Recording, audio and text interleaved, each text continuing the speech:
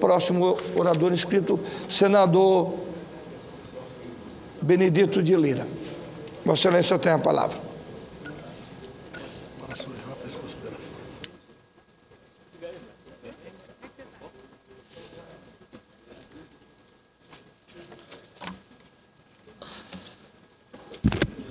Senhor presidente, senhoras e senhores senadores, senhor presidente, na tarde de hoje, eu vou tratar de um assunto que reputo da maior relevância para o desenvolvimento desse país. Que, na verdade, a gente tem pago um preço muito caro, principalmente aqueles que vivem do agronegócio nacional. Senhor presidente, somos reconhecidos hoje pelo mundo e particularmente pelo Fundo Monetário Internacional como a sexta maior economia do mundo, superando a Grã-Bretanha e atrás apenas dos Estados Unidos, China, Japão, Alemanha e França. No entanto, devemos reconhecer que existem inúmeras restrições ao desenvolvimento brasileiro. Uma delas é a precariedade da nossa infraestrutura, como energia, comunicações e transportes, que se encontram muito abaixo do aceitável. Em termos de transporte, centro da minha atenção neste pronunciamento, houve a partir da década de 60 opção preferencial pelas rodovias em detrimento de ferrovias e hidrovias. A despeito de algumas mudanças nesse quadro, é inegável que o transporte brasileiro depende fundamentalmente de rodovias. Segundo a Confederação Nacional de Transporte, 61,1% das cargas e 96% dos passageiros são transportados por rodovias, segundo o relatório pesquisa Confederação Nacional do Transporte de Rodovias, 2011, melhor dizendo. As rodovias são o principal meio transportador da riqueza do país. Pode-se dizer que quase a totalidade dos produtos consumidos no nosso país passa, em algum momento, pelas rodovias brasileiras. Infelizmente, o foco do transporte rodoviário não foi acompanhado pela construção e manutenção adequada das estradas. Se isso poderia ser menos sentido durante a chamada década perdida de 1980. Agora que o Brasil voltou a ser percebido como ator relevante no cenário internacional, parece cristalina a necessidade de grandes investimentos em nossas estradas. Somos referência em termos mundiais, mas se não queremos que isso seja algo efêmero, é preciso investir de modo consistente e continuado em nossas rodovias. Lamentavelmente, estamos ainda muito aquém do mínimo necessário, de acordo com o Fórum Econômico Mundial. Em relatório recente de 2011, falta ao Brasil adequada infraestrutura de transporte. Segundo o informe, o país investiu apenas 0,23% do PIB no setor. Os outros países do BRIC, Rússia, Índia, China, investem entre 7% a 10% do PIB no mesmo setor, no mesmo sistema rodoviário. Em outras palavras, investimos muito menos do que os outros países emergentes na economia mundial. Recorrendo novamente ao relatório da CNT, ali podemos ler que, abre aspas, ao se comparar a malha brasileira com outros países de grandes dimensões, em desenvolvimento ou desenvolvidos, como China, Rússia, Estados Unidos, Canadá, Austrália, Índia, Argentina e México, percebe-se a sua escassez. A densidade da malha rodoviária do Brasil, medida pelo número de quilômetros de infraestrutura existente dividido pela área do país, foi a segunda menor entre os países avaliados, 42,2 vezes menor que o da Índia, ganhando apenas da Argentina por uma diferença irrisória. Em outras palavras, senhor presidente, além de ruins, são mal cuidadas. A nossa malha é pequena e inferior ao necessário para o país, segundo a avaliação da Agência Nacional de Transporte Terrestre. A precariedade é assustadora, segundo Bernardo Figueiredo, diretor da agência. Em declaração ao jornal o Globo, o país está diante da possibilidade de um apagão logístico, mas a logística não pode ser vista só pela lógica de obra, e sim pelo desempenho do transporte. Não se resolve o problema logístico transigindo com a boa forma de fazer. Chegamos ao limite da gambiarra. O relatório da Confederação Nacional do Transporte, já citado, traz um retrato em que podemos confirmar a gravidade da situação, uma gambiarra que não dá mais conta do recado. Vejamos alguns números da pesquisa. Em relação ao pavimento, 48% da extensão pesquisada apresenta algum tipo de problema. Em relação à sinalização, 57% da extensão pesquisada apresenta algum tipo de problema. 14% possui placas total ou parcialmente cobertas pelo mato. 33% das rodovias pesquisadas possuem placas desgastadas ou totalmente ilegíveis. 28% não possuem placas de limite de velocidade. E 35% não possuem placa de indicação. O que significa isso, senhor presidente, senhoras e senhores senadores? Significa exatamente a precariedade do transporte rodoviário através da nossa malha viária. Significa, sem dúvida nenhuma, o grande número de acidentes com cargas pesadas, com carros pesados e também o grande número de mortes nas estradas, porque realmente nós não temos aquilo que é fundamental para orientar o condutor da carga ou o condutor de pessoas, que é a sinalização na horizontal e muito menos na vertical.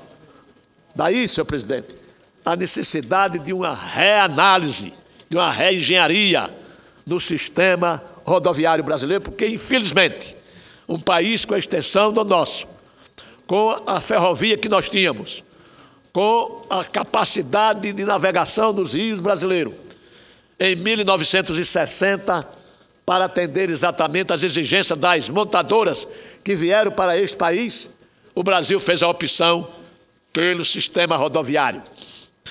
Daí, senhor presidente, a nossa preocupação no que diz respeito às estradas brasileiras em diversos estados com especialidade, as mais precárias, as mais ruins, as intransitáveis, as imprestáveis, elas estão localizadas nas regiões mais pobres do país, ou seja, do norte e nordeste brasileiro.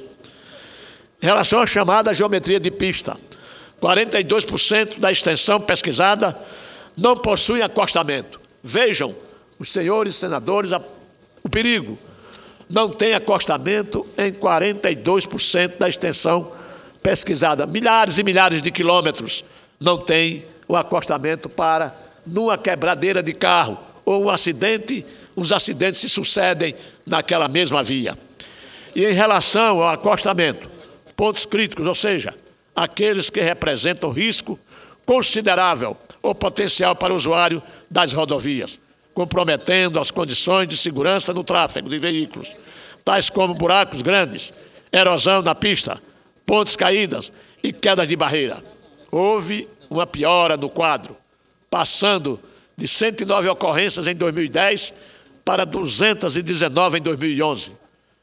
É de se destacar também que as estradas concedidas à iniciativa privada estão em melhor estado do que aquelas sob gestão pública. Estradas concessionadas têm um índice de 87% de ótimo e bom, enquanto para as administradas diretamente pelo poder público, o índice é de apenas 34%. Também é preciso observar a enorme discrepância das rodovias em termos regionais. Das 20 melhores rodovias, apenas uma está no estado de São Paulo. A primeira fora das regiões sul ou sudeste a surgir no ranking é Fortaleza Natal, apenas em 24º lugar. Entre as 50 melhores, apenas 8 estão no Nordeste e nenhuma na região Norte. Senhor presidente, eu volto agora para o meu estado. O meu estado é o estado de Alagoas. A situação é crítica. Apenas 40,2% são consideradas como ótimas ou boas, enquanto o restante de 59,8% são regulares ou ruins. 1/4 da superfície do pavimento está desgastada, enquanto quinta parte tem trincas ou afundamento. Há ainda 27% das pinturas das faixas desgastadas ou inexistentes. Além disso, 62% da sinalização estão em estado regular, ruim ou péssimo. O resultado é o infame custo Brasil, isto é, a diminuição da competitividade, quando comparada ao restante do mundo. É um sobrepreço que os produtores brasileiros pagam em razão da ineficiência das estradas, das nossas rodovias. É o caso do transporte da soja. É emblemático. O Brasil é 3,7 vezes mais caro que a Argentina e 4,3 vezes mais caro que os Estados Unidos. O mesmo se repete em termos de outras mercadorias. Se observar que boa parte do dinamismo econômico brasileiro hoje vem da agricultura, pecuária e mineração e depende de vias em bom estado, podemos chegar à conclusão de que há um encarecimento do produto brasileiro, com a consequente redução dos lucros destinados aos produtores. Além disso, senhor presidente, é importante observar que o padrão de qualidade das estradas é pior nos estados mais pobres, caso das regiões Norte e Nordeste, se atentarmos para o fato de que boas estradas são fundamentais para o turismo. Podemos concluir que o Nordeste enfrenta sérios problemas por não oferecer uma malha viária confiável às pessoas que visitam a região. É verdade que os governos da presidente Dilma e do presidente Lula fizeram muito pelo desenvolvimento nacional. No entanto, creio que é preciso um passo a mais, com foco dirigido para as rodovias.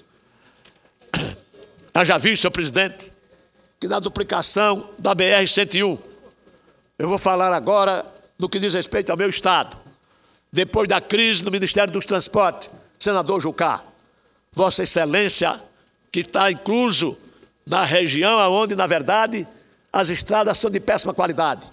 A região norte é a mais sofrida nesse particular. Pois bem, a duplicação da BR-101, repito, depois da crise no Ministério dos Transportes, praticamente está parado o serviço lá no meu estado, aonde os canteiros de obra estão totalmente desabitados e a gente não sabe quando é que ele retorna a ter a mesma efervescência do começo das obras. Por isso, senhor presidente, é preciso que tenhamos a responsabilidade e o compromisso nesta casa de também tocarmos nesse assunto, que é um assunto de desenvolvimento.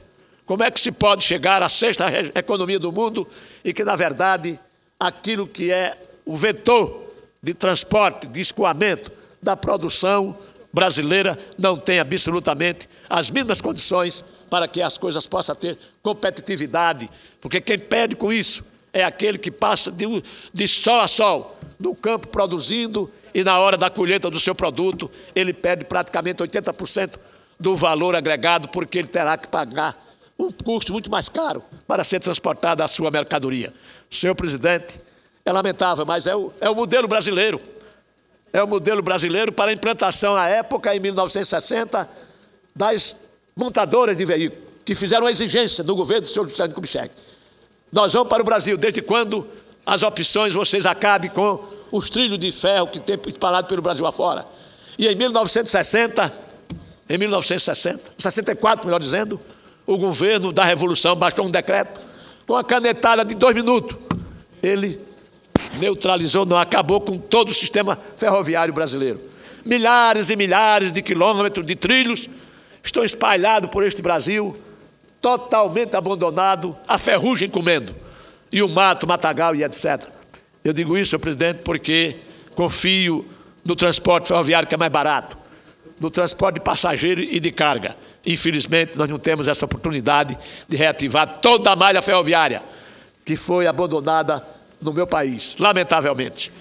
É verdade, senhor presidente, que o governo, aliás, vivemos em grande precariedade, com enormes custos em termos de econômicos e da vida e de vidas humanas.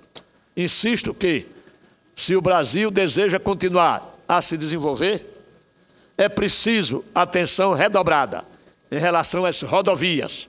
Precisamos de investimentos públicos ou privados que deem ao Brasil as estradas de qualidade que o país merece e que o país precisa para continuar crescendo, para continuar se desenvolvendo, para continuar sendo a 6ª economia do mundo e amanhã chegar à 5ª, à 4ª e quem sabe, porque o nosso potencial é absolutamente inigualável com qualquer país do mundo. Apenas nós precisamos mais fazer investimento para que as coisas possam acontecer. Por isso, senhor presidente, acho que isso deve ser um tema que deverá ser levado ao governo através das ações do Senado Federal ou do Congresso Nacional, que é muito responsável pelas ações que deverão ser adotadas para minimizar determinadas dificuldades que nós temos atravessado no país desenvolvido. Muito obrigado, senhor presidente.